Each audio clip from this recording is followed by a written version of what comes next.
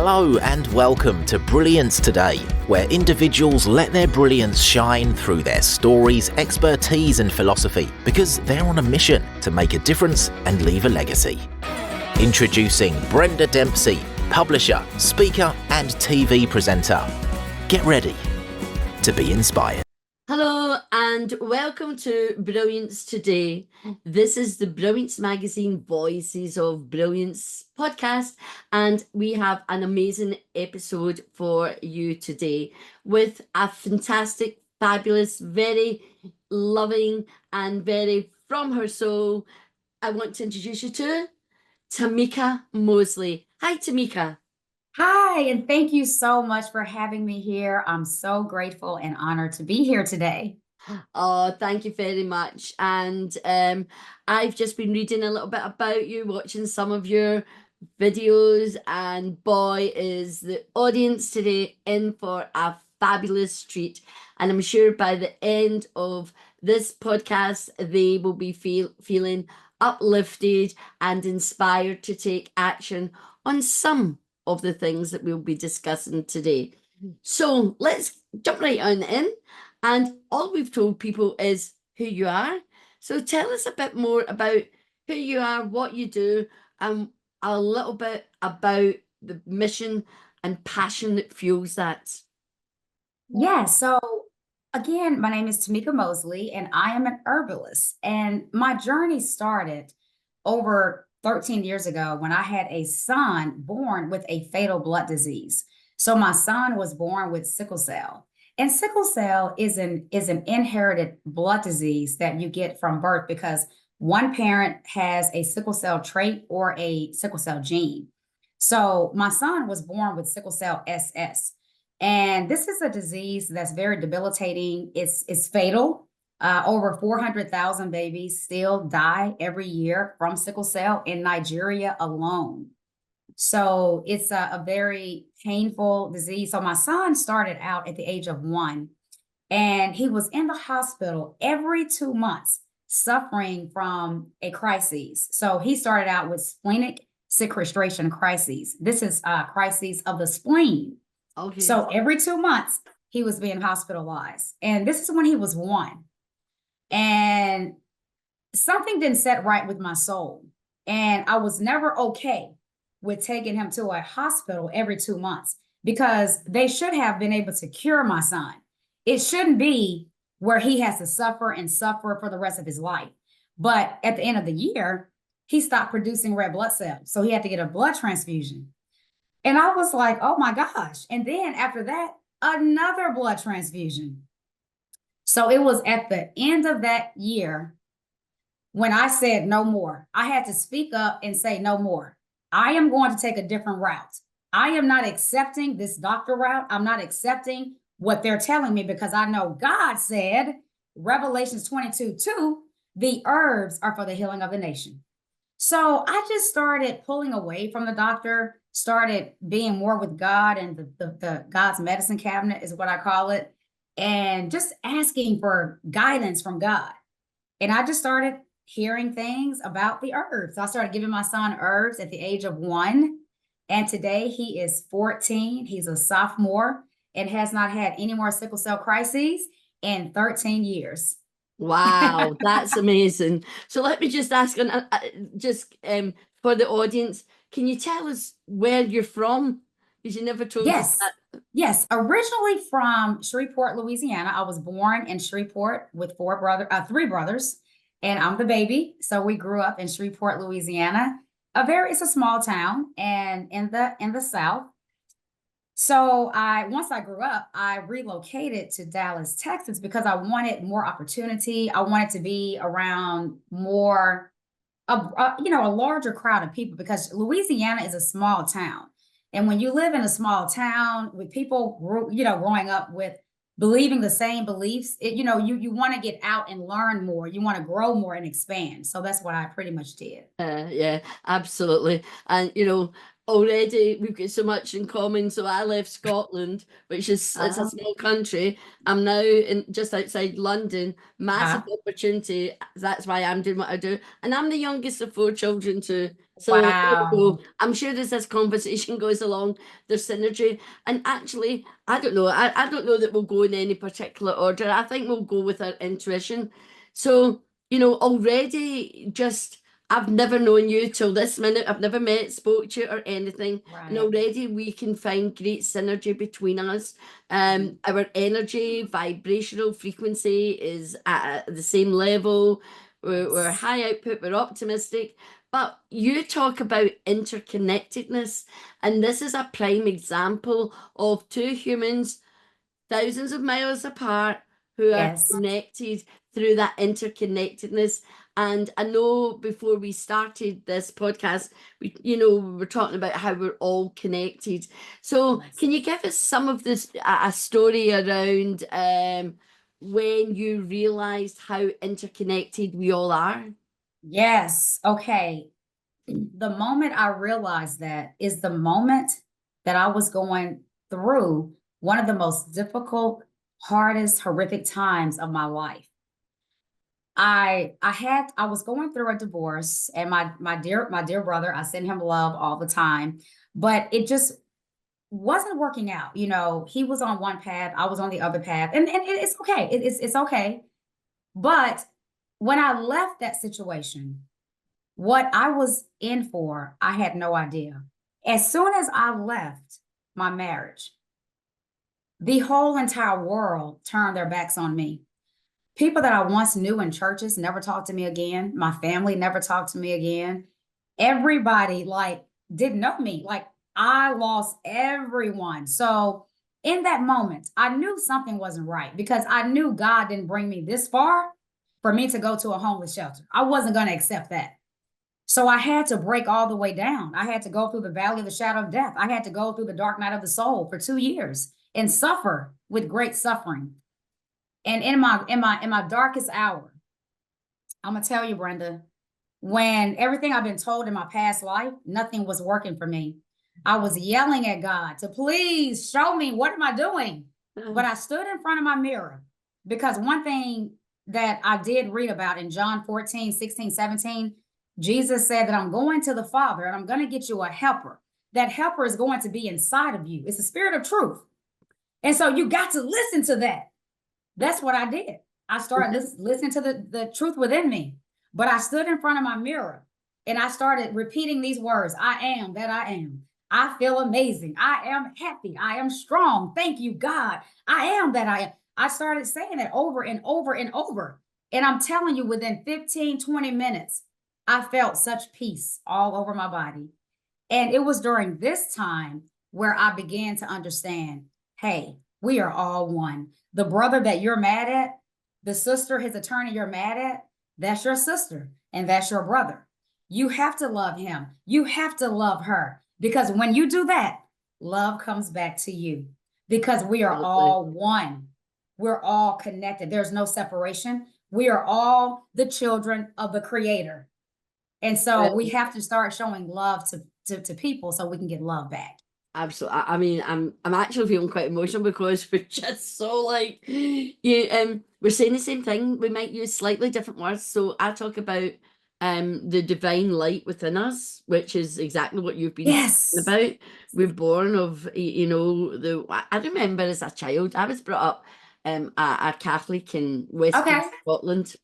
Yeah. And that's really quite, you go to mass every Sunday or you burn in the hell fire. My mother wasn't a Catholic, my father was, and you're told as a 5-6-year-old child, if you're not a Catholic, you'll burn in hell. And I used to think, but my mother's one of the kindest people I know. My mum's not going to, and I used to get really upset at that. Oh yeah. Yeah. Yeah. Oh yeah. But God, God wouldn't do that, God is love, you see. Yes. And I believe that. Yes. And it was these stories that you've got the outside world that tells you what you should believe, the culture and everything, but you've got that inner spark that tells you, you call it the voice of truth. All my books are called Voices of, for that reason, because voice equals your truth. So, I love that you stood in front of the mirror. We've got the, you know, the mirror work that Louise Hay brought to light, Yes. but that's been going on for many years. I too, in a bad divorce, I went into the fetal position and had a rebirth. Wow. Exactly. So you were in front of a mirror and I'm on the floor. Same thing. Yes. Yeah. The Yeah. light in that voice speaks to you and you rise. So we're rising. My goodness. So this interconnectedness is something. So let's go back to your, now that we understand that, let's go back to your early life, because there was lots of things going on in your early life. And that's where we learn those life lessons that get suppressed into our subconscious mind. And it's not Yes. until we have a rebirth or an awakening or something. So can you tell us something from your childhood that became a pivotal moment for you as you found this newfound sort of love? Yeah. Well, growing up, I would always see, well, first of all, my dad was dealing with emotional or mental issues from early on. So he used to work on a job. He got hurt on the job. And from that point, and from that moment on, he was always sick. I just saw my dad always taking a handful of pharmaceuticals throughout his entire life. He would always be on so many medications.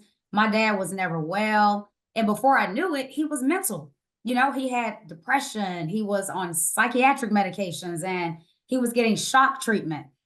And so I saw my mother working two jobs because when my dad is sick, well, you got to carry the load. So I saw my mother working two jobs, trying to keep the family fed and together. I saw my dad being sick and just out of his mind.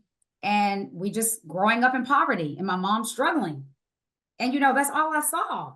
But I'm thinking to myself, God, this cannot be what abundance is about, because the words say that we have abundance. We supposed to enjoy the fruits of this earth. And, we are the highest form of God's creation. Yes. So I couldn't understand why the suffering so much. But you have to look back and say, who were we listening to? Who are we listening to? It's the planners of the world. You see, John 10:10 say, the thief come to kill, steal, and destroy.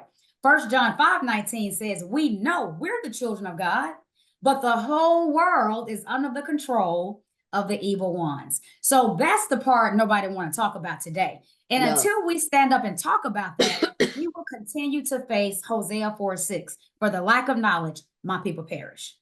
Yeah, absolutely. And I can see in our conversation you have a really strong faith, and how, we can interpret the Bible any way that we want, but when you interpret it through the eyes of love and light and that Yes. connectedness and, forgiveness and all of these things which it teaches, but people will find any holy book, Yeah. not just the Bible, they will find something in it and twist it, because we're human Yes. and we can, Yes. But yeah, carry on, sorry. And here is the thing. When we don't forgive, you see, let me share something here, because I went through this. In my heart, before I knew this knowledge, I can say all day with my mouth, oh, I forgive him. I forgive him. But in my heart, if I have not, which a lot of people have not, even my mother, the Spirit knows your true heart. And when your heart do not forgive, guess what happens to me? If I want to carry hate in my heart, 3 or 4 years down the line, I'm going to get cancer, because hate will turn into cancer. Bitterness will turn into arthritis. Worry and fear, which is all the planets, will turn into some type of chronic lung disease or whatever. So any sad emotion, they didn't tell us this. We got to fix it, because if you don't fix it, you're causing that self-infliction to come back into your own life. And Absolutely. now that person's going to be sick. I don't want to be sick. So I started looking for people that I needed to forgive at that point. Yes. Yeah, absolutely. It's like, but because I know disease, but actually disease means dis-ease. And when you're not at ease and at one, and that, the way that I explain it is about, think of your 6-year-old child, the 4, 6-year-old child. We never go beyond that, but life tells us we do. Actually, when you connect with that inner child and you live life with curiosity, love, joy, adventure, when you have all these things in your life, then you're free. You're absolutely free. And sometimes as adults we're afraid to do that. So then you get the disease. But until you have that awakening, and you get Yes. that light bulb moment, aha, whatever way you want to call it, epiphany, which is a significant word for me. I was born on the 6th of January. I'm an epiphany. You see? So Awesome. it's really you will get that. So I agree with you wholeheartedly what you're saying. And Brenda, it's like it's right there in black and white. But just because it wasn't taught to us that way, we don't want to acknowledge it. But Proverbs 23:7 says, as a man thinketh in his heart, so is he. Yes. So if you're going to sit there and claim, I am sick, and you believe that, you will be sick. You will be sick. If you sit there and say, I've got I a am sister healed, like that. yeah, and I am strong, and you believe that, well, you will be healed, because death and life is in the power of the tongue. And then to take it to a science, because everybody want to talk about science. Let's talk about the science. Let's talk about placebo effect, because that's been going on for over 100 years. People go in with all types of chronic illnesses, all types of diseases, cancer, and they come out 3-6 months later, healed. All the cancer's gone, and they only had a sugar pill. Brenda, Miss Brenda, guess what? They believed it. They believed that they were healed. Oh, yeah. And they were healed. Yeah. It's faith. Yeah. It's called faith. If people get rid of the fear and bring in faith, then God will heal the body. That's the emotional body. See, we got a physical body, mental body, spiritual body, and emotional body. Nobody taught us about our emotional body. They only want to give you antidepressants. That's not the answer. That's going to make you kill yourself. You got to go within, deal with the trauma, release the trauma, forgive and love everybody. Absolutely. The way I talk about that is, when you're someone who lives in the past, we live with depression, because you might long for something that's gone, time's gone, it's no longer there. And people keep running, playing the same old stories over and over. Guess what happens when they're negative stories? You get depressed.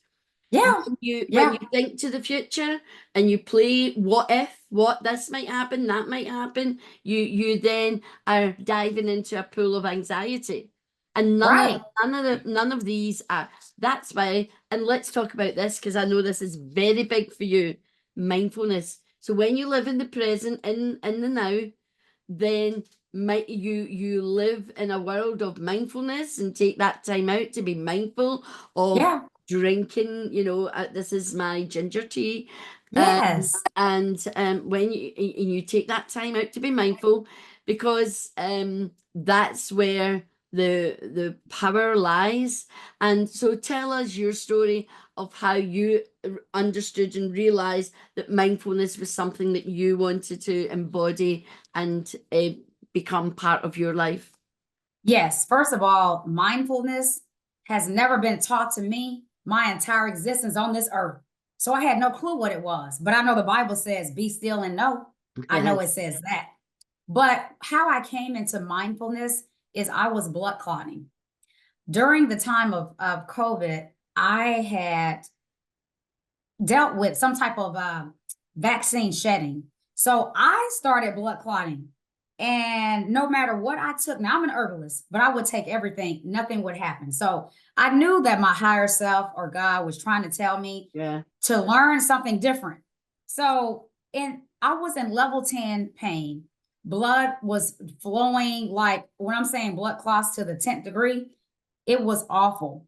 But I don't know if you've heard of Jose Silva. Jose Silva taught about. Oh yes, I do know. Mind Valley started all. Yes. Mind Valley, yes. So in that moment, because see, part of emotional healing, the world doesn't know. We're talking about how to heal the emotional body now. So people don't understand that. And I tell people, don't judge us, because we were never taught how to heal the emotional body.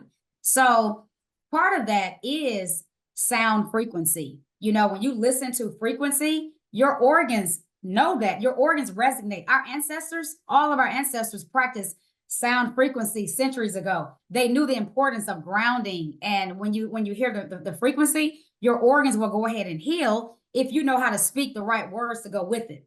So in that moment, I put on Jose Silva guided meditation, listening to some alpha frequency music. Yeah. And within this meditation, I continue to repeat over and over. I am so happy and grateful now that I am strong. I have no blood clots. The blood clots are gone. Thank you, God. I'm so happy and grateful. They're gone. I'm healed. Thank you, God. And I kept deep breathing, because when you deep breathe, you're pulling oxygen in your body. You're filling your body up with oxygen. You're filling your brain up with oxygen. So the breath is very important. And within 20 minutes, I'm telling you, as soon as I finished, Brenda, the blood stopped and all the pain stopped. That was the first experience I had 2 years ago when I healed my own body, just using my own brain, just like the placebo effect. So since then, I've been healing everything on my body for 2 years, just speaking it into existence. Yeah. And I'm, as I say, we're very much soul sisters. I believe in and have a great consciousness around these things that you're talking about today. And these are awakenings. And as I told you about the fetal thing, and ever since that time and where I'm today, the wisdom and I don't question it. It just comes. I'm a vessel. And I think once you understand that purpose of your life, then you can certainly embrace it way more. But I know people who have healed themselves through diet, positive affirmation, all the alternatives to placebo. People with cancer, stage 4 cancer, and it's so important, being a very positive person keeps you healthy. So do I take any medication? No, none. And many people my age are on many types of medication, but I think the positivity is exactly like that. So as again, when I've been reading about you and getting to understand who I'm having this conversation with, again, get caught up in life and culture and what society tells you. So you went, you got yourself educated, and you found yourself in jobs that weren't aligned with your purpose, who Tamika is. So tell us about that pivotal moment when you realize that being in corporate America is certainly not the path that you should be paving on this earth. Yes. Well, Brenda, once again, if people are not awakened to the United States of America is a corporation, if people are not privy to the fact to know that, how did this all happen? Because we were once free on our own land. If you don't understand that the government is in control and they are manipulating us, and there is a constitution that we should follow because that's the supreme law of the land, but then there's another set of laws they created, the devils, that they're enforcing on us. But if you don't understand how to speak out your truth, if you don't understand the Constitution, well, it's hard to fight these battles. You have to understand the truth. Before the devil stole the planet, we went off universal laws. We went off the Bible laws. We had the laws of nature. We had God laws here. Yeah. So you first have to understand that. Then you can understand, oh, wow, I'm being manipulated here. Okay. Then you have to learn how to live and maneuver in this system, because this is a thief system. So I first had to understand that. Then I'm able to say, oh, wow, these medications are not right. God medicine is the truth. So now, all while I'm doing this, people around me now, they're believing in the government. So that pressure has been on me because I've never had people to walk and stand in truth with me. They've always walked with the government because that's where the fear is. Yeah. Now, look, I've forgotten the question. Now, what was the question again? The question is the pivotal moment when, you saw it. And, again, we mirror. I left school with no qualifications, went back as an adult and got as many qualifications as I could just to prove that I wasn't dumb and all the rest of it. Plus, to give me something that would open doors of opportunity for me. So I'm asking you, what was your pivotal moment when you wanted to turn your back on that way of thinking and go out on your own? You know, I would have to say it was in the midst of my divorce, because see, that was the point of no return. That was a point of really seeing the world for what the world really is. You know, really seeing people for who they are. See, I was able, it was like the veil. That was the veil being lifted off my eyes. When I had to go through that, like, I'm an observer now. I see everything clearly. So I would say it was going through my divorce period. That's when I really, because see, the missing link for me was my emotional body and understanding how to heal that. Now that I know how to combine the two together, because you can't heal the physical until you heal your mental. But now I know how to combine the both together. I'm whole now. Now that I know that the kingdom of God is in every soul, I'm whole now. Now that I know hell doesn't exist, it was something to fear us, I'm whole now. So the more we keep that's learning, very interesting what you've just said, you know, and maybe we need another conversation, but it's very interesting. I do like that, yeah. And so that whole wholeness, let's talk about that. So I was an educator for 25 years before I do what I do today. And of course, that stood me in absolutely great stead to be in a very influential position today to make a difference in people's lives. But it's not that, it's the impact. But what I'm talking about is a holistic approach. And I know that that's something that you two talk about. And we've touched on it about the different, the physical body, the mental body, the emotional body, etc., etc. So tell us a little bit more. So for the audience that's listening, what is so significant of having that holistic approach to being whole? What is significance about it? You can save your life. You can save your life. You don't have to die. I love that. Hey, there's no better reason, no better significance. Do you want to die, or do you want to adopt a holistic approach to your life? And look at which one do you want? God give us a choice. Humans have free choice to decide. That's you right. want to decide life or decide death. But see, Brenda, it's hard today because we've been taught, even in churches, they've taught us this way. Yes. So it's not that easy to wake up overnight. You see, we don't suffer just for suffering. These things we go through, these are lessons to teach us. Yes. Your soul is trying to teach us. It's not trying to. Yes. Yeah. So we got to learn. No, and if we don't learn, you're going to keep facing hardship until you wake up and learn. Absolutely. And that's that, I've just created this whole thing around emotional intelligence, around the world of wisdom, which is all that is all that spiritual aspect that comes from the inside, and how storytelling, we've been telling stories since time began, and how that awakens us into self-awareness. And that is the greatest awakening you can have, awakened awareness, that consciousness about everything. But I've kind of lost my thread there a wee bit as well. We're getting so excited here.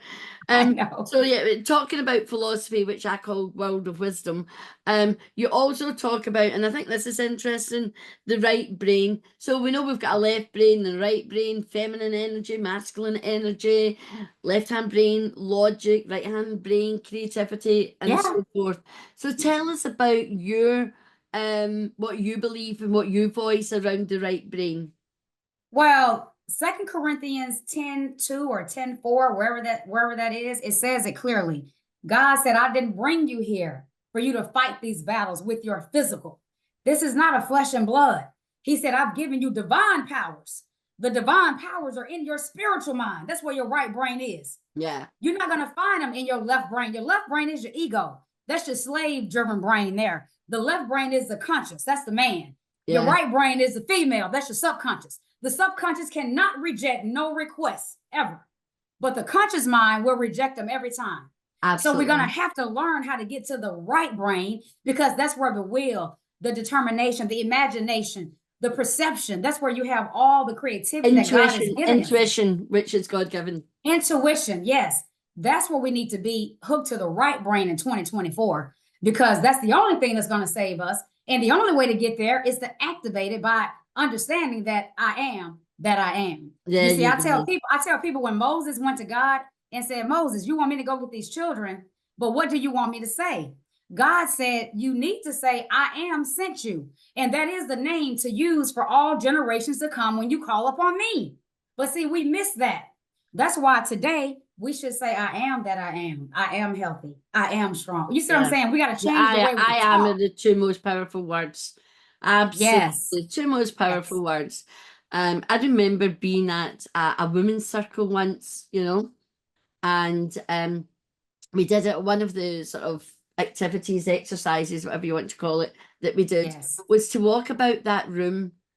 Actually, I'm getting quite emotional again. And all you had to say is, I am a woman. Yeah, that's Well, it. the funny thing was, it's not funny, but the most awakening, that power was by the time you had said it 3 times, there was not a dry eye in that room.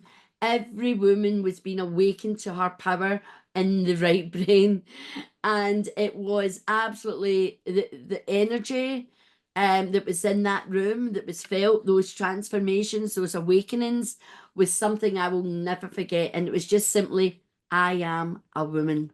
And when that word woman, actually, it was like an energy infusing right through your whole body. You felt it from the tip of your head to the tip of your toe. And so I am is a very powerful thing. But of course, you know, looking at law of attraction, all different laws, as we've already said, this law of compensation. You know, do you know the work of Noah St. John at all? Affirmations. What's that? I'm sorry, say it again. Let me enlighten you a little bit about Noah St. John. So the human brain, remember we talked about children being curious? When we ask questions, the mind just opens up and we get the answers. So if you say, I am strong, some people, if they're in a very dire place, they find it hard to believe that I am strong. But if you say, I am strong, why am I strong? Boom, you get the answers. So you turn the statement into a question, you receive the answers, and you say, I am strong. So I am strong. Why am I strong? I am strong because I am resilient. I am whatever. I love it. Then I love you say, it. Yes. I am strong. You finish with your where you started, but you go through this little cycle. Oh, and you just repeat, and it just goes. So you turn every affirmation into an affirmation, which means you ask the question, I am love. Why am I love?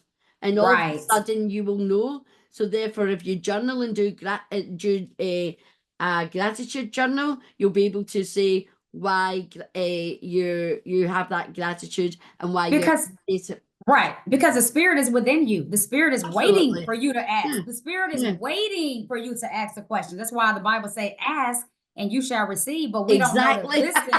We don't know to listen to the spirit within. We're waiting on somebody on top of the clouds, and that person ain't never coming because it's within you. It's within you. It's within you. You know, I guess it actually, as I'm sitting talking to you, I've got one of my authors. I'm going to introduce you to her. In fact, she's going to America on Friday, but I can't remember which part. Okay. But anyway, I'm going to introduce you to this woman. She's her book's coming out in October. It's called Awaken Your Purpose Through Passion and Pain. And it's all steeped in a lot of Christian beliefs, and that you will love her. You will get on like ice and fire. So I don't know if I should use that phrase, but you know what I mean? Yes. Okay, so let's kind of, as I said, we could talk forever and a day for sure. But let's finish up with, you know, looking at I don't want to use the word advice, but if you were given a message, I prefer the message.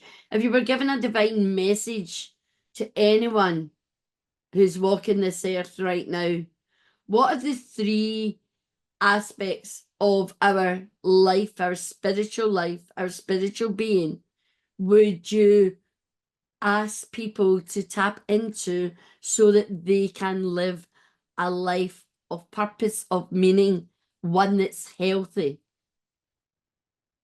Wow. Okay. A deep question, I know. I would first tell people that they are magnificent, wonderfully made beings. That's the first thing. You have to know you're wonderfully made. You already have the tools within you. I would just encourage people to 15 minutes a day, just turn off everything, go into a closet, close your eyes, and start breathing and just listen. That's I would say that in the beginning. But then I would say that you have the power. You can heal anything on your body. God has built our system to actually heal itself. Our organs, everything on our body heals itself within 3 to 12 months. So people are going to have to just believe. Today, we have to discern truth. You have to sit with yourself, by yourself, away from all the distractions, turn it all off, sit with yourself and your spirit and listen. I want to say that because that's going to get the divine, the divinity going. But other than that, just know, listen to truth. You got to stop listening to the non-truth. Believe that you are powerful. Believe you can heal your body. But we have to know, in order to heal the body, only the herbs can heal the body. You see, we have to know that the herbs are for the healing of the nation. And we have to turn back to nature if we want healing. We have to go back to nature. I hope all that makes sense. But I want to bring a sense of the nature, the food, as well as our divine power. We have to bring both together in order to heal the whole. Mm-hmm. Absolutely, and when you look at ancient civilizations, the Incas, Yes. all of these, they all live by like that, and they respected Mother Earth, Gaia. Yes. And Yes. and when we do that, when we look at what's happening in our world just now, I think that's a conversation for the next time, Tamika. Yes. But thank you Yes. very much for this conversation. I You're hope welcome. you enjoyed it. I hope you felt the energy to the audience that's listening, and those that's watching will definitely see it. And Awesome. I hope there's something in what we've said today, particularly Tamika, around our herbs, and find out more about that divine within us, about that power to heal. And you know what? I wish you all the love in the world, the joy to keep sharing your message, sharing your voice with the world. And we didn't talk about something, but before we just go, I do this every time. I see you're Okay. an author. So Yes. maybe the next time we'll have a conversation around your book. And Okay. Okay. So everyone, this is Brenda saying, be brilliant. Much love. Until the next time, till the next podcast. Toodle pip. That's it for this episode of Brilliance Today. Thank you so much for listening. Please don't forget to subscribe and leave a review. For more information or to contact Book Brilliance Publishing, visit bookbrilliancepublishing.com. And remember, do different. Be brilliant.